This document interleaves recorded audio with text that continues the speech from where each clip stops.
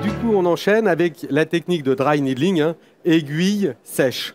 Alors, si je fais 3 secondes d'histoire, les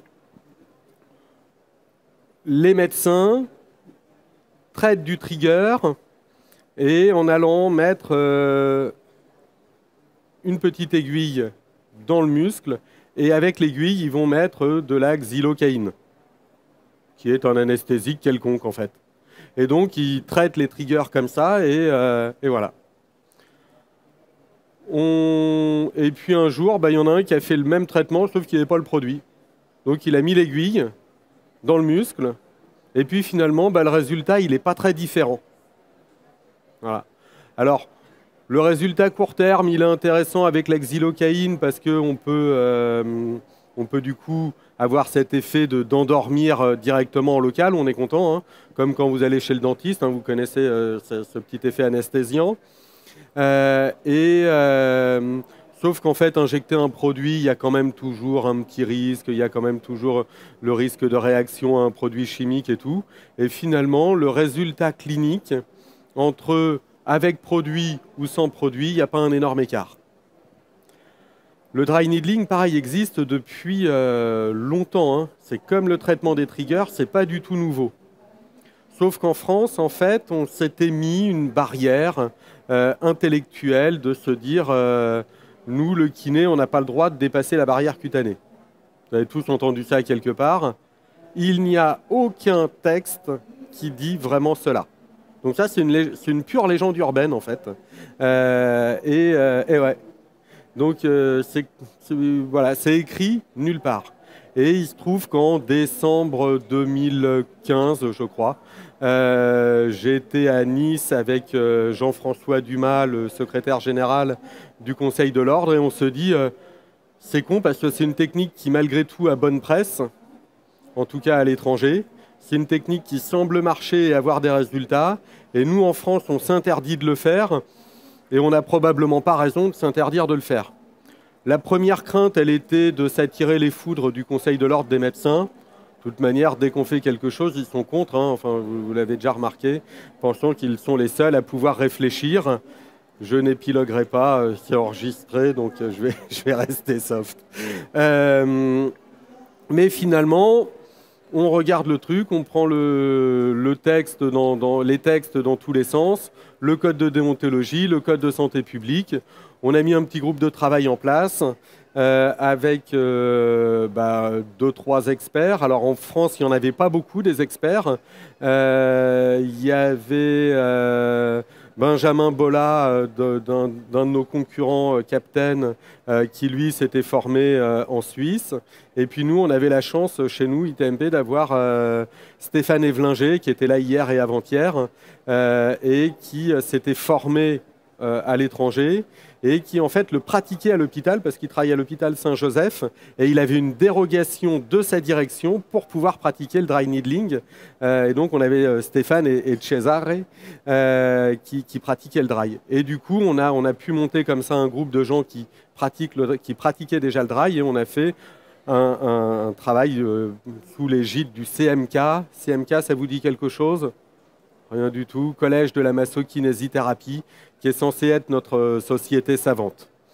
Et du coup, un travail constructif, et on est arrivé à pouvoir pratiquer le dry needling en France. En tout cas, le Conseil de l'Ordre a émis un avis pour que les kinés puissent pratiquer le dry needling à condition d'une formation complémentaire, parce que nous n'avions pas toutes les compétences dans notre diplôme de kiné. Voilà. Alors je ne veux pas rentrer derrière dans 2-3 petites batailles juridiques et tout, mais globalement, c'est passé. On pratique. On a eu peur qu'il y ait un peu d'accidents, de trucs au départ. Au final, il y en a eu 0. Hein, voilà. Et la technique aujourd'hui est bien validée. Demande du coup d'avoir une formation initiale en trigger point, et après demande d'avoir une formation en dry needling. Donc trigger point, c'est 2 jours, hein, 14 heures à peu près, et le dry après c'est 50 heures, donc 7 jours de formation. Et sur ces 7 jours, eh bien, on va balayer tout un nombre de muscles qui sont les muscles un peu emblématiques et qui vont être traités. Voilà. Et globalement, ça marche vachement bien. Alors par rapport au trigger, moi je fais encore un peu de trigger manuel, bah, au moins parce que toute la première partie de rechercher le trigger, bah, elle se fait comme on a fait tout à l'heure, en lien avec une symptomatologie, en lien avec éventuellement un trajet qui évoque tel ou tel muscle et ainsi de suite, et qu'on va aller, rechercher du coup. Et après, le traitement, bah, soit je fais manuel, soit je fais à l'aiguille. Alors, j'imagine que comme moi, vous avez toujours un copain qui vous dit « Ah, j'ai mal le truc, j'ai mal ceci, j'ai mal là ». Et à chaque fois que vous vous barrez en week-end, il y en a toujours un qui a mal quelque part et tout. Donc maintenant, dans la voiture, il y a un set de crochets et un set d'aiguilles. J'ai 2 ou 3 voitures, mais du coup, il y en a un dans chaque voiture, en fait, pour être sûr d'en avoir toujours. Mais du coup, j'ai mon petit paquet d'aiguilles qui traîne toujours dans la bagnole, au cas où, parce qu'il y a toujours un copain qui a mal quelque part. Et en fait, c'est tellement facile et tellement rapide à faire que du coup, on ne se prive pas de le faire. Le premier truc, on passe la barrière cutanée. Donc, comme on passe la barrière cutanée, eh bien, il y a 2-3 règles en termes d'hygiène qui vont nécessiter un petit peu de pratique. Alors, pour ça, je suis venu avec ma petite... Ah, pardon, tu m'avais dit, pas l'enceinte.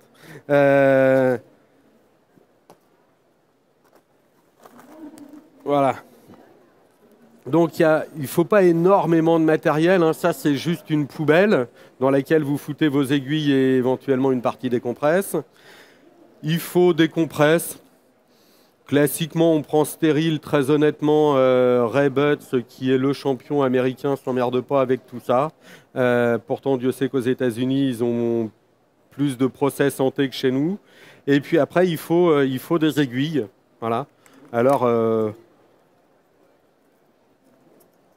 Tenez, ce qu'on va faire, vous allez en prendre quelques-unes.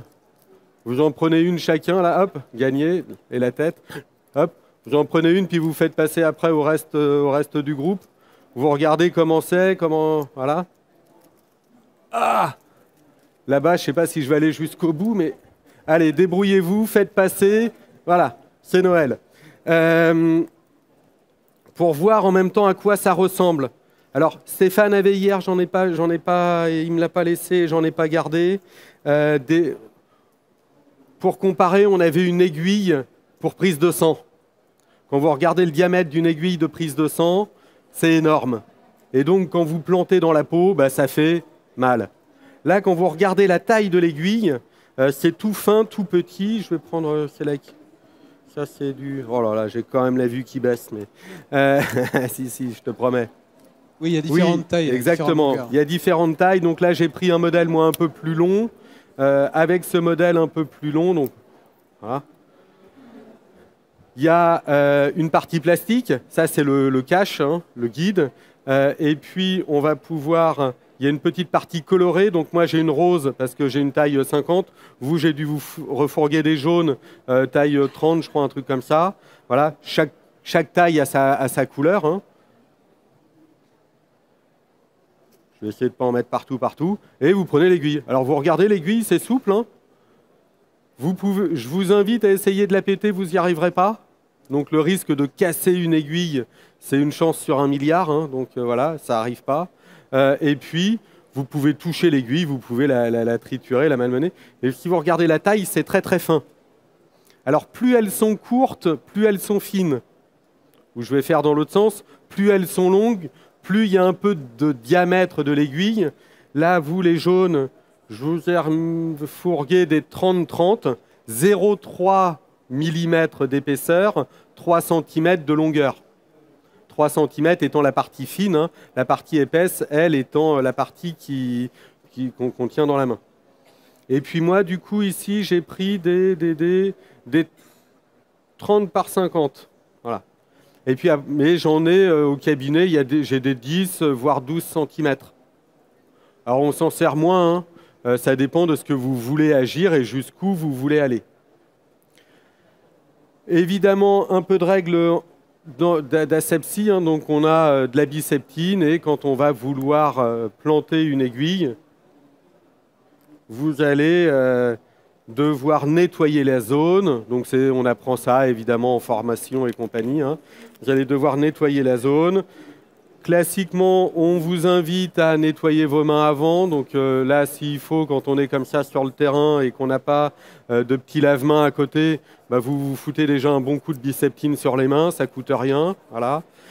Vous prenez votre compresse et idéalement, technique d'infirmière, on va faire un petit ballon comme ça et puis on va prendre la zone et en ouvrant la spirale en fait, parce que en gros s'il y a des cochonneries, on va les pousser de plus en plus vers l'extérieur et compagnie. C'est là où je vous dis, le Raymond Butts en fait s'embête beaucoup moins lui.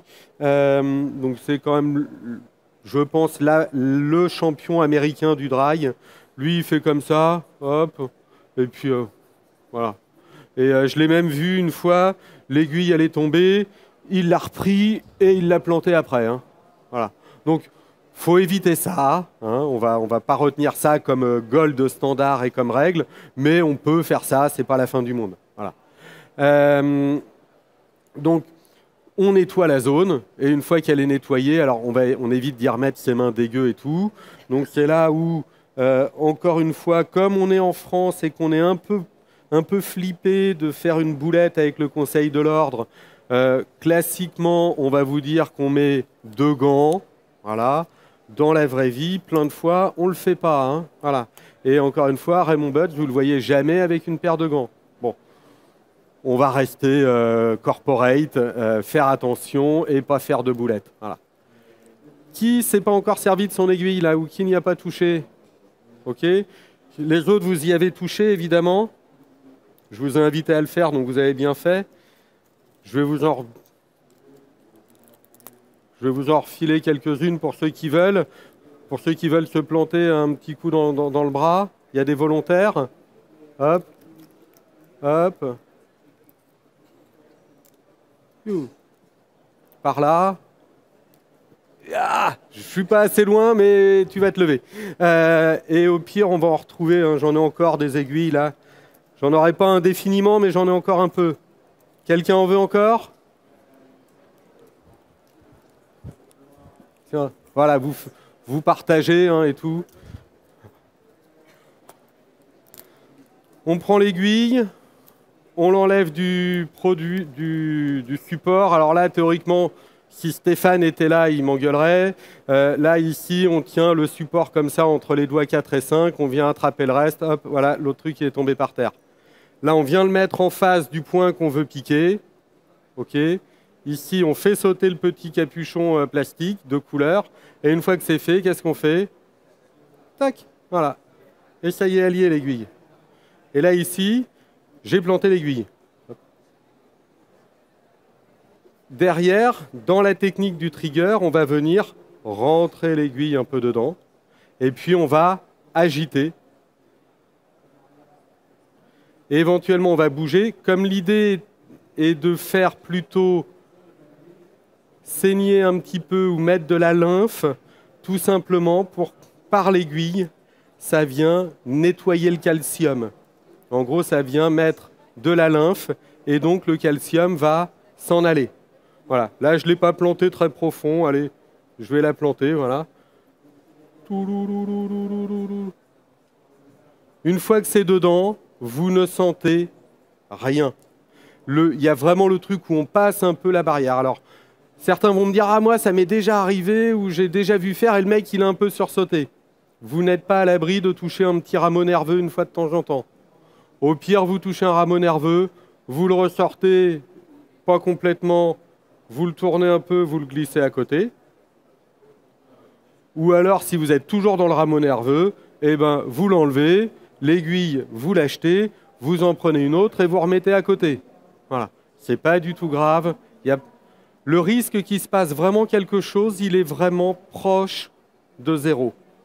Il y a planté vraiment dans le nerf, qui serait pas malin. Il y a planté vraiment au milieu d'une veine ou d'une artère. Donc quand vous avez des gens qui ont, alors peut-être plus sur les jambes encore, mais des varicosités dans tous les sens, vous évitez de planter directement dans la varice. Vous évitez de planter directement dans l'artère fémorale, machin, mais vous savez qu'ici, vous avez un nerf SPE sur le côté, vous évitez d'aller planter dedans, ça va de soi. Mais voilà, dans le cou, pareil, on va faire gaffe de ne pas les mettre pile dans le plexus brachial et compagnie, mais à part ces quelques cas un peu particuliers, les contre-indications sont plutôt limitées. Voilà. Est-ce que j'ai quelqu'un qui veut que je lui fasse la technique? Oh, il en faut un ou une. Hein. Tu voulais? Allez, viens. Alors, même réponse qu'on a fait un peu précédemment. Alors, j'en ai mis partout. Tu aurais une douleur où, à tout hasard? Épaule. Sur le long biceps. Alors, ça, c'est ta douleur.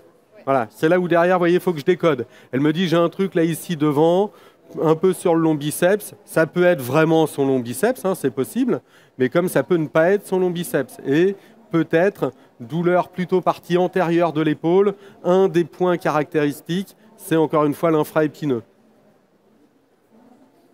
Non, pas tellement. Ok. On peut quand même aller chercher dans ton deltoïde. Ah, deltoïde antérieur, là il fait mal, lui. Ouais, là, tac.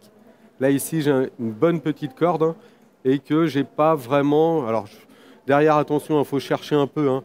Je mets du temps à trouver la petite corde. C'est trop facile de mettre le doigt de l'autre côté. Ah, c'est bon, il n'y a pas de corde. Non, je vérifie, je compare et je compare réellement. Hein. Si je me leurre comme ça dans la palpation, la seule personne que j'ai trompée, c'est moi-même en fait. Hein. Parce que le patient, comme je ne vais pas le soigner, il va continuer à gueuler. Hein. Voilà. Là.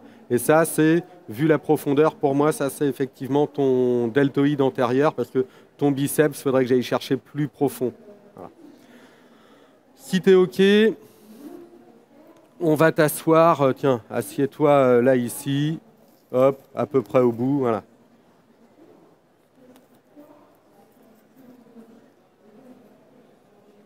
On va prendre notre petite compresse. On va venir désinfecter l'ensemble. Rien n'empêche de mettre un peu de biceptine comme ça en direct. Hein. Voilà. Tac. Et il est même dit, théoriquement, qu'on doit toujours piquer sur une zone humide de biceptine, d'antiseptique, ce qui permet de limiter les risques de contagion. Alors, encore une fois, depuis maintenant, on a quand même un peu de recul. Hein. Ça fait bien 6-7 ans maintenant qu'on fait du dry globalement en France. S'il y avait vraiment des accidents liés au dry, on finirait par le savoir, ne serait-ce qu'au Conseil de l'Ordre, où on aurait des déclarations d'accidents. Globalement, il n'y en a pas, parce que tout va bien. Et tout va bien en même temps parce qu'on fait attention et qu'on ne fait pas n'importe quoi. Ça va de soi. Hop. On va prendre une petite rose. Touc. Voilà. Oui. Alors, nous, on va garder. Alors, on garde en France le modèle. Vous n'avez peut-être pas entendu sa question. Voilà, je vais la reposer. En Espagne, il y aurait un modèle de dry viscéral où on vient mettre des aiguilles en viscéral. Chez nous, on ne le fait pas trop. Et quelque part, en France, pour le moment, on reste sur un modèle dry needling du trigger point, donc c'est-à-dire dry needling dans un corps charnu quelque part. Ray Butts, par exemple, vous parle de dry needling dans du tendon, mais du coup, c'est plus un dry needling pour un trigger point, parce que c'est plus un trigger point. De la même manière, en Espagne, quand on fait du dry viscéral, globalement, c'est qu'on n'est pas sur un point gâchette non plus. Voilà. Donc, ce n'est pas impossible, hein, mais ce n'est pas ce qu'on pratique le plus en France pour le moment, en tout cas. À tort ou à raison, je n'en sais rien. Voilà.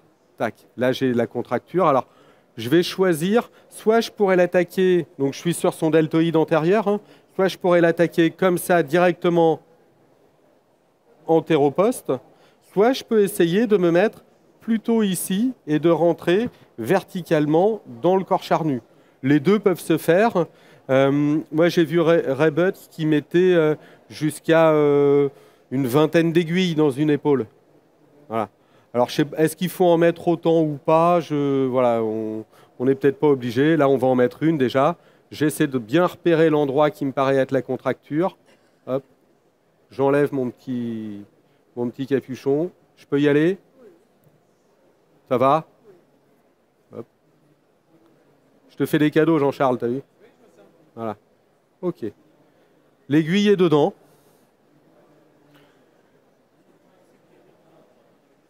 Alors, l'aiguille est dedans. Elle est dedans parce que je sais en même temps, il faut un peu de vision 3D de la natte et tout, et c'est aussi pour ça qu'on a une formation avec des planches anatomiques qui vous sont données et ainsi de suite pour voir cette logique 3D. Et l'autre point, c'est que dans la technique, on va pouvoir choisir de bouger. Et donc, pour être plus sûr d'être dedans et pour me donner un maximum de chances d'arriver au bon endroit, eh bien, je vais pouvoir bouger, piquer un peu vers la droite, piquer un peu vers la gauche, plus à droite, allez, très bien. Aller un peu plus vers la profondeur, un peu moins vers la profondeur, et d'où cette logique de mouvement un peu. Deuxième point, deuxième variation dans la technique, éventuellement, c'est de faire tourner l'aiguille. Alors, vous allez me dire, ça ne sert à rien. Ben, l'aiguille, elle n'est pas complètement lisse, en fait.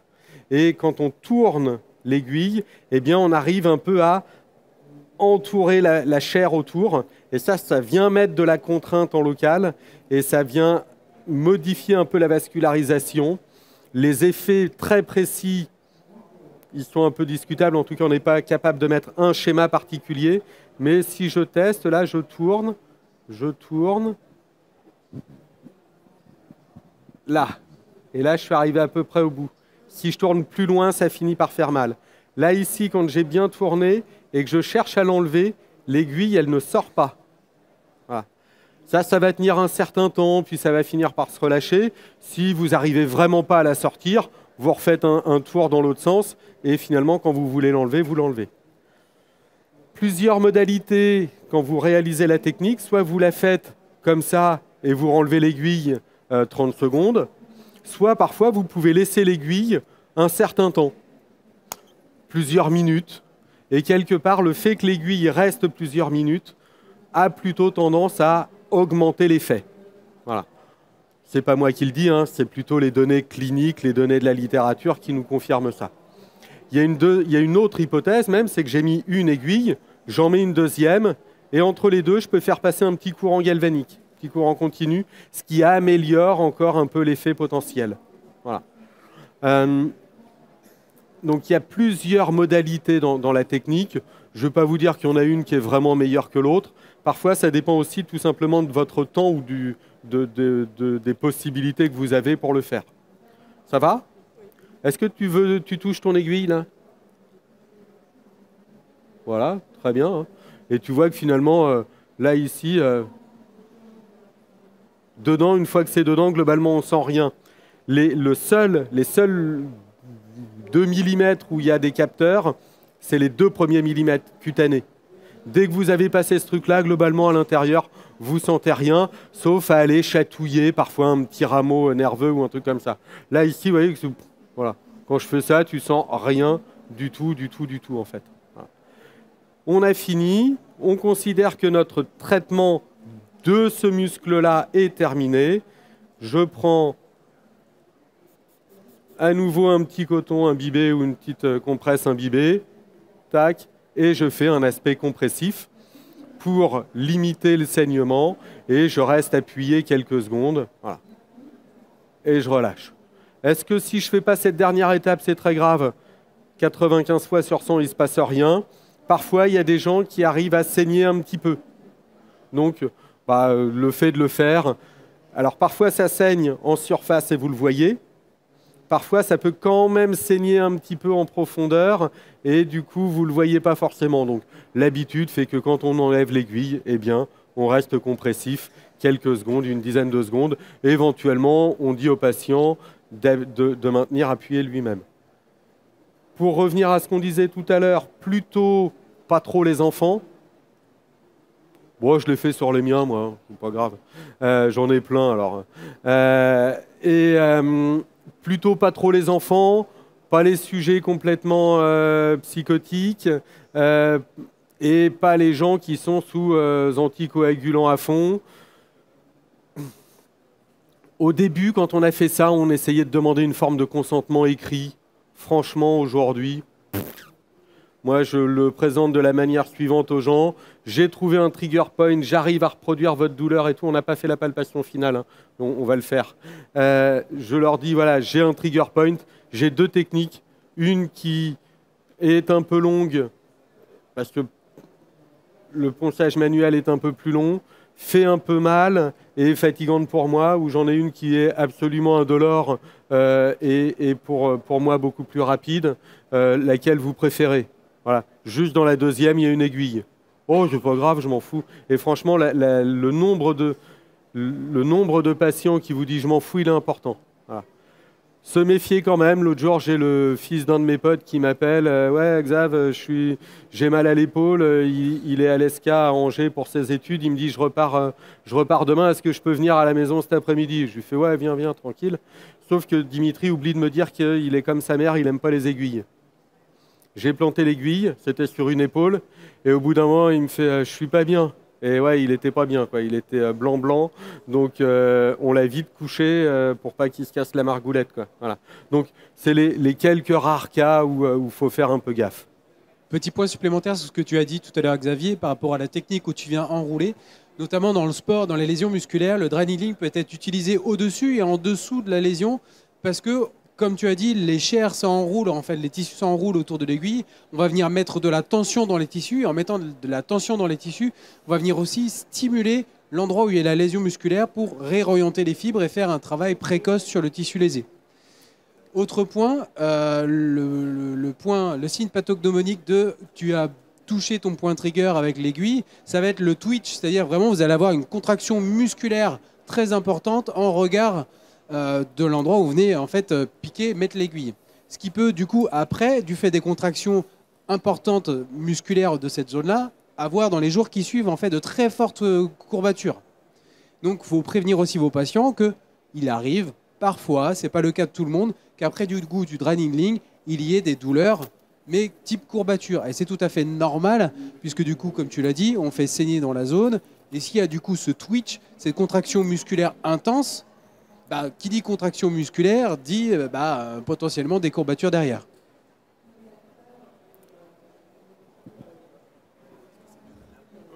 On repalpe, hein, parce que je vous rappelle les 3 T, les tests, techniques, tests. J'avais un truc qui faisait mal tout à l'heure. J'ai fait une technique, je dois réévaluer après. Et je réévalue dans les mêmes conditions, le même critère. Et est-ce que j'ai amélioré? Si j'ai amélioré sur l'instant, ça ne veut pas dire que c'est durable à vie. Encore une fois, j'ai fait qu'une technique qui n'est pas l'ensemble du traitement de la pathologie de son épaule éventuelle et tout, hein, mais au moins, j'évalue un peu ma technique. On est à une époque où on aime la recherche, mais la recherche, ce n'est pas forcément dans un laboratoire et avec des milliers de machines. La recherche, c'est aussi un aspect clinique au cabinet, et j'évalue un peu l'efficacité de chacun de mes points. Là, ton ressenti par rapport à tout à l'heure? Moins douloureux. Moins douloureux. Ah. Globalement, l'effet est quasi instantané, comme ça, au détail près de ce que nous dit Jean-Charles. Effectivement, parfois on peut avoir quelques réactions, mais la même que sur le trigger qu'on s'était raconté précédemment. Mais l'effet est quasi immédiat et globalement permet vraiment d'améliorer la symptomatologie quand même assez vite. Ah. Merci beaucoup.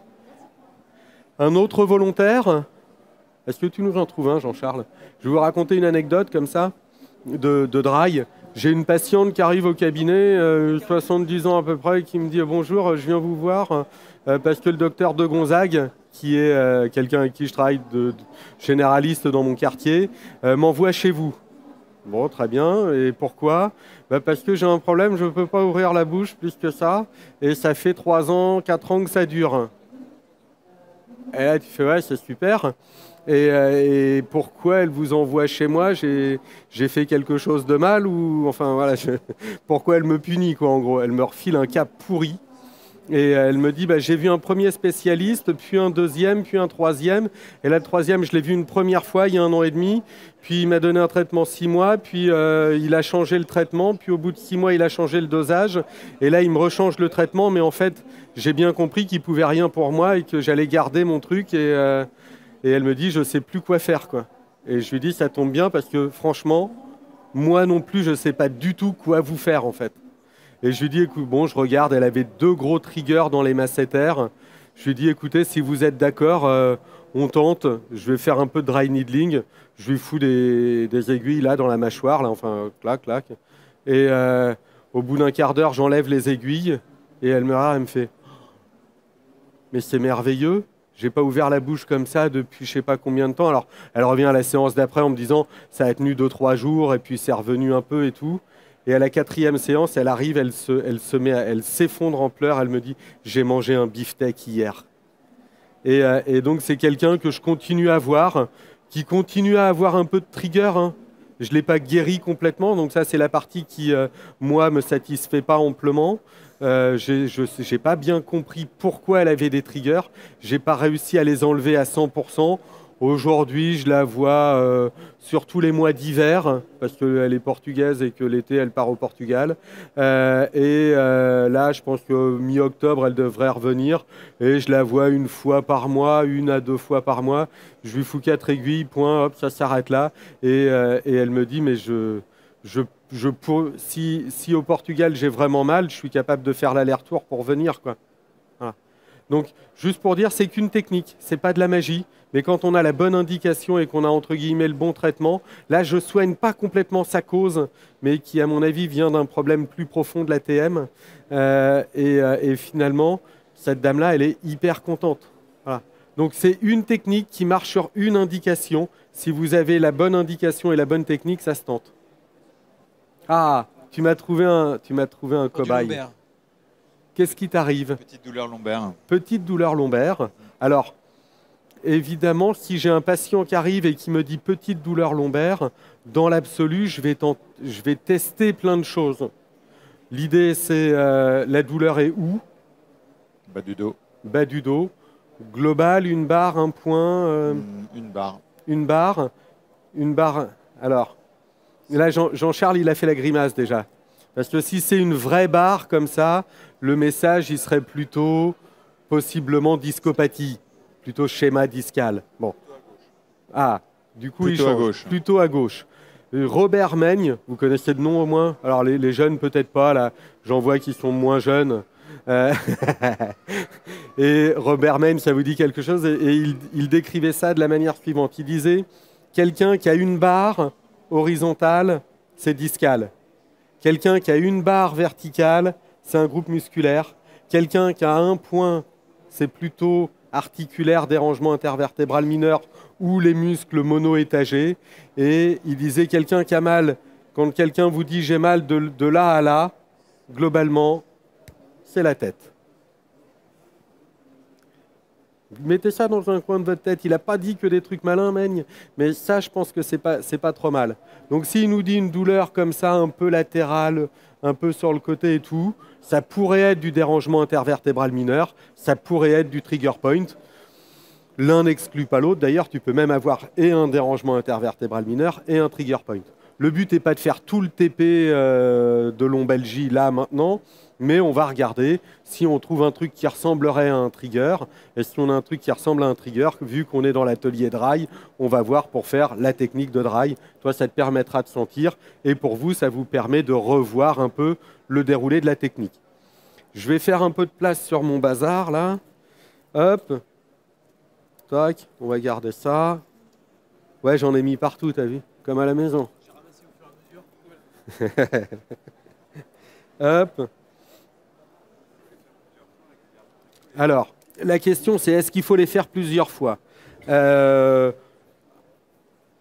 va pas vous dire qu'on a soigné la Terre entière en les faisant qu'une fois. Voilà. Maintenant, classiquement, on n'en fait pas non plus 50 fois. Généralement, on ne refait pas de dry 5 jours dans un délai de 5 jours. Donc, quelque part, mettez même dans un coin de votre tête que le dry, c'est 1 fois par semaine, pas plus. Bon, moi, c'est assez vite réglé, comme je travaille que le mercredi au cabinet. C'est forcément que le mercredi. On va t'allonger sur le ventre. Ça y est, j'ai fini de ranger mon petit bazar. Comme tu veux, ouais. Mais, voilà. Ouais, t'embête pas. Notre table craint plus rien. Donc tu nous as dit plutôt à gauche. Hein. Ça tombe bien, il s'est mis du bon côté. Et on va venir regarder. Donc encore une fois, le premier temps, il est palpatoire. Il se plaint d'un truc à gauche. On va aller regarder là, ici. Oui, pas mal. Là, on a un petit... Au niveau des paravertébraux ici à gauche, là, on a quelque chose de plutôt intéressant. Une bonne petite corde qui est plutôt médiane hein, et pas latérale dans les paravertébraux. Ce n'est pas du tout mon bloc de paravertébraux qui est large comme ça, qui est contracté, mais une fibre là, ici, à l'intérieur. Je pense que si j'appuie là, tu ne dis pas grand-chose. Voilà. Quand j'appuie là, tu n'aimes pas. Voilà. Si vous voulez vous rapprocher pour pouvoir voir, oui. vous pouvez, mais par contre, vous mettez juste soit au pied, soit à la tête, pour pas Laissez être devant le champ la de la caméra. cam tranquille. N'hésitez pas à vous lever. Voilà. Ok. Là. Merci. Et je peux comparer avec son côté droit. Et là, ici à droite, je pense que tu me dis pas grand-chose. Alors que là, ici à gauche, voilà. Encore une fois, on est bien d'accord, je mets un gros biais hein, là dans mon examen, c'est que je prends une partie et parce qu'on est dans l'atelier dry, on cherche à dessin quelque chose qui ressemble à ça. Voilà. On pourrait aller chercher aussi éventuellement, là, comme Benjamin tout à l'heure, un petit truc là ici dans la fesse, mais je pense que tu es moins marqué que celui-là. Tu confirmes ? Il y a quand même quelque chose. Allez, ben on va faire les deux. Ouais, là, ici, là. Là. Et il dit clairement oui, oui, Hein oui. Là, il dit oui, oui, oui. Bon, du coup, ben on reprend toujours la même petite procédure. Un peu de compresse, un peu de biceptine, on nettoie un peu le machin. Voilà. Ça, c'est règle d'hygiène et de sécurité. En France, comme on a encore une fois un peu plus peur qu'ailleurs, on est prudent. On n'hésite pas à mettre de la biceptine. Hein, ça ne coûte pas cher la biceptine, donc vous en mettez autant que vous voulez. Théoriquement, on va écarter de plus en plus comme ça. Voilà. J'ai fait la première compresse. Hop. On va en prendre une autre. Je vais aller tester un petit peu du côté ici de la fesse et je vais écarter d'autant plus. Voilà, merci Jean-Charles. Ça c'est fait. Derrière, je prends mes gants. Alors pour info, les aiguilles, ça coûte pas cher, les gants non plus. Voilà. Donc on n'hésite pas, on en utilise autant qu'il faut. Hein. Voilà. Et si besoin...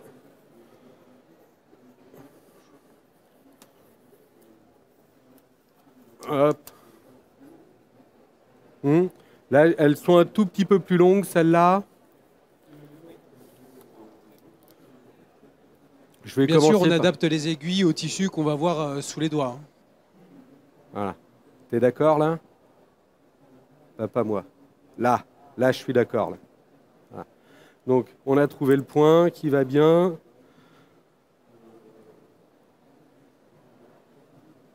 Faut pas hésiter à chercher. Hein. Voilà. Là.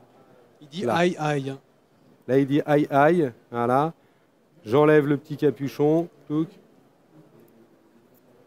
Et je plante mon aiguille. Voilà. Elle est plantée.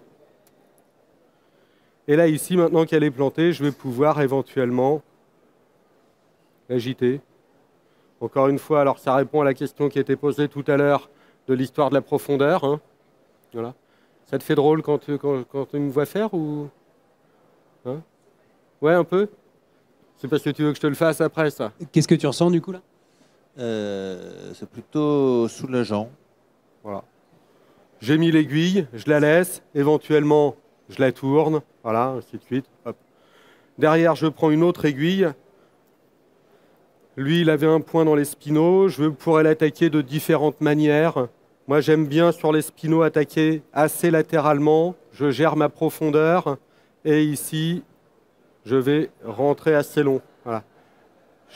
J'aime bien ce format-là parce que sur celui-là, globalement, en rentrant comme ça, j'ai pas de danger. J'aurais pu faire une autre manière. Hein. Et c'est tout ce qu'on apprend aussi un peu pendant les différentes heures de formation, de comprendre qu'il y a différentes manières de faire en fonction, mais j'aurais pu le faire dans l'autre sens. Voilà. Là, ici, comme ça. Le seul truc dans ce sens-là, quelque part, je maîtrise, si je vais trop loin, je pourrais aller peut-être toucher des trucs que je ne veux pas toucher. Alors là, j'ai réglé le problème, c'est que j'ai pris une autre taille d'aiguille, hein. J'ai pris la taille plus courte pour être sûr de ne pas aller trop loin, quelque part, en le prenant dans ce sens-là. Donc, c'est d'avoir aussi dans la technique, à minima, des garde-fous pour ne pas aller faire une boulette qu'on ne voudrait pas faire. Ça implique... Alors, le dry, c'est comme l'accès direct. C'est Spider-Man, hein, un grand pouvoir implique de grandes responsabilités. Donc c'est bien, on veut avoir des techniques plus efficaces, on veut être plus performant. Par contre, en même temps, ça implique d'être plus responsable. Alors, certains sont contents de travailler sur prescription médicale uniquement et de faire ce qu'on leur dit de faire. Moi, j'ai toujours eu du mal à faire ce qu'on me demandait de faire, donc je ne l'ai pas fait. Du coup, j'aime bien faire comme moi j'ai envie. Par contre, ça implique que je fais attention et j'ai un niveau de prudence supérieur dans mes techniques. Et donc, je vais pouvoir aller choisir différentes modalités. Voilà.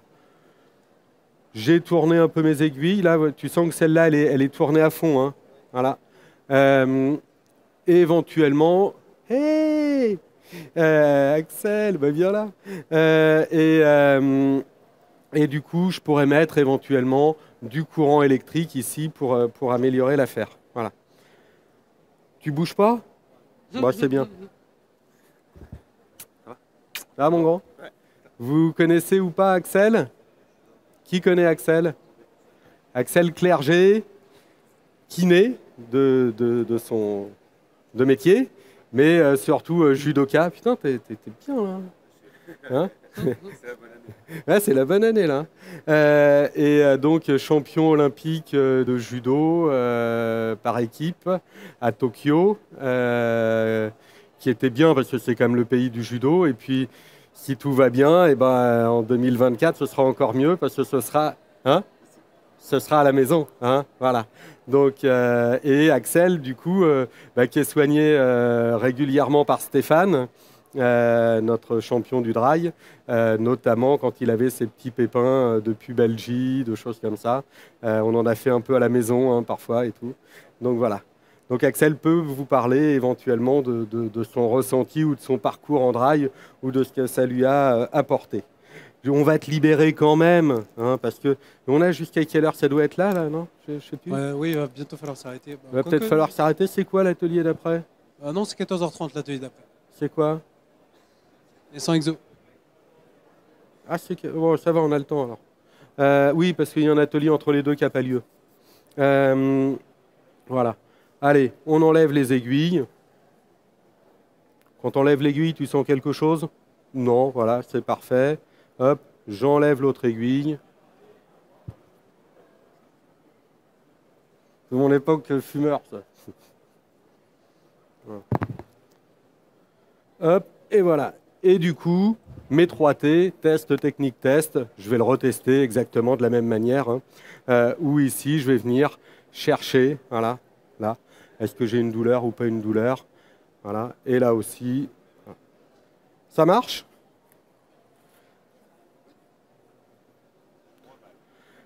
Est-ce que... Comment tu te sens?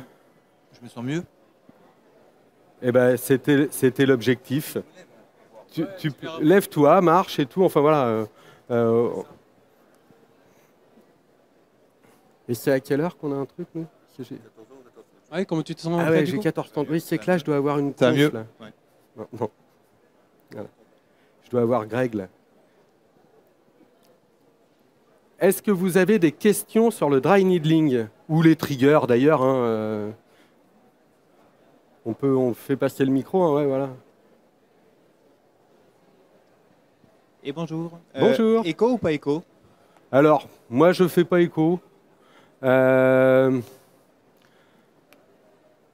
y a eu des papiers qui racontaient qu'on pouvait faire écho et dry en même temps pour trouver le truc. Il y a d'autres papiers qui disent que c'est pas très pertinent. J'ai pas d'avis parce que j'en fais pas pour le coup. Et comme j'ai pas d'échographe au cabinet, pas écho, comme ça j'ai trouvé ma réponse. Voilà. À la question électro, pas électro, pareil, moi je mets pas tellement électro. Mais d'un autre côté, moi j'ai une activité particulière, je travaille plus qu'15 jours par semaine au cabinet, donc j'ai pas choisi d'aller racheter plein de matos dont je me sers très peu finalement. Et voilà. Mais c'est un avis particulier d'une pratique particulière. Il n'y a pas de, ce serait pas stupide de mettre de l'électro, bien au contraire, hein. Voilà. Après, tout dépend aussi du type de patient que vous avez. Quand vous avez des lombalgies chroniques très sévères ou des migraineux sévères, le fait de potentialiser le traitement a un intérêt. Tu prends un dépassement pour ça ou pas?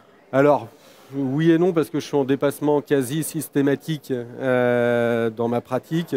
Aujourd'hui, je fais, sur un plan administratif, je fais plus beaucoup de kiné. Et je fais pratiquement plus que de l'ostéo parce que j'avais cette double casquette il y a une vingtaine d'années déjà. Donc aujourd'hui, moi, quelque part, le problème est réglé. Là, de manière factuelle, je pense que il y a nombre de patients aujourd'hui sont prêts à mettre un petit dépassement s'il y a de la compétence. Et je dis souvent, on a la patientèle qu'on mérite, dans le sens où si j'élève mon niveau, j'ai des patients qui sont prêts à venir. Moi, globalement, déjà, ils ont 2 à 3 mois d'attente pour venir chez moi. Donc, quand ils arrivent chez moi, ils savent pourquoi ils viennent. Et du coup, la question ne se pose pas. Voilà. Après, ça peut être un débat que je n'aurai pas là sur faut ou pas faire un dépassement. C'est justifié ou pas de faire un dépassement. En même temps, je tenais des propos peu élogieux hier sur Monsieur Fatome, qui est le DG de la CNAM.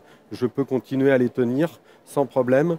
Je pense que l'exercice dans lequel il nous met et la difficulté économique dans laquelle il nous met fait qu'à un moment, on n'est pas là pour porter toute la misère du monde. Et du coup, quand on travaille bien, quand on fait des techniques valorisantes, à valeur ajoutée pour le patient, de faire un dépassement d'honoraires raisonnable de 5-10 euros n'est pas mal perçu par le patient. Voilà. Après, on pourrait rentrer dans un autre débat de devoir soigner la terre entière, mais moi, je n'ai pas fait des études pour soigner la terre entière. Donc j'ai fait des études pour soigner les gens correctement, et ce n'est pas avec leur tarif à 16,13 € qu'on peut le faire, et ce n'est pas les 3% qui nous a promis d'augmentation qui nous permettront d'améliorer la qualité de la prise en charge. Donc je suis plus pour une prise en charge de qualité, quitte à avoir un tarif un peu au-dessus. À côté de ça, je continue à prendre des CMU et des ALD quand même, et quand je prends une CMU ou une ALD, je lui fais le même traitement qu'à l'autre à côté, parce que je m'y engage. Maintenant, je ne fais pas que ça. Et si j'ai une ALD qui veut 30 séances, ce n'est pas la peine qu'elle compte sur moi pour faire 30 séances de massage à la crème, je ne le ferai pas, quoi. Voilà. Oui, et oui. Et oui, j'arrive, mon petit. Bon, allez, mais vas-y, une dernière question. Tu fais le teasing, tu dis que j'arrive. C'est vrai? Bon. Quel est l'effet physiologique, le fait de mettre l'aiguille? L'aiguille, c'est vraiment de venir mettre... Alors, Jean-Charles pourra compléter éventuellement, mais il y a du calcium qui n'est pas réabsorbé. Ça, c'est la physiopathologie du trigger point. Et le fait de mettre l'aiguille, en gros, ça va mettre de la lymphe et du sang qui va noyer le calcium. Voilà. Tout simple. C'est un peu réducteur, hein, mais c'est le schéma facile pour un atelier comme ça. Mais de rien. Bon, je vous abandonne parce que, ou sinon je vais à côté avec le petit à bretelles là. Merci Xavier. Merci.